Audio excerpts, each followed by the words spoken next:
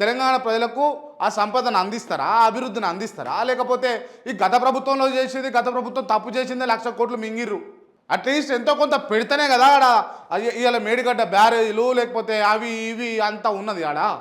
At least ఆ విఘ్నత, ఆ విజ్ఞానం, ఆ సంస్కారం లేకుండా పోనీ అది పుసపుస మంచిగా అయితే దాంచెల్లి నీళ్ళు వస్తే అందరు కూడా మళ్ళీ కేసీఆర్ని పొగుడుతారు అని ఒక చీప్ ఆలోచనతోటి ఇవాళ దాన్ని పక్కన పెట్టారు. నష్టపోతుంది ఎవరంటే తెలంగాణ ప్రజలు కాదా? తెలంగాణ ప్రజల సొమ్ము కాదా? కాళేశ్వరం అనేది కేసీఆర్ ఇంట్లోకించి తీసి కట్టిండా? లేకపోతే కేటీఆర్ పంపిస్తే కట్టిరా? లేకపోతే హరీష్ రావు ఇంట్లోకించి తీసి కట్టిరా? లేకపోతే ఈటల రాజేందర్కి తీసి కట్టిండా? కాదు కదా, అది ప్రజల సొమ్ము. దాన్ని ఎందుకు బాగు చేయరు మీరు? ఎందుకు బాగు చేయరు అని అంటే అది ఒకవేళ బాగా అయ్యి నీళ్లు పుష్కలంగా తెలంగాణ రాష్ట్రం అంతా వారి సస్యశ్యామలంగా అయితే రైతులందరూ కూడా ఇది కేసీఆర్ ప్రాజెక్టు, కేసీఆర్ కట్టిన ప్రాజెక్టు వల్లనే గిట్లున్నాం మనము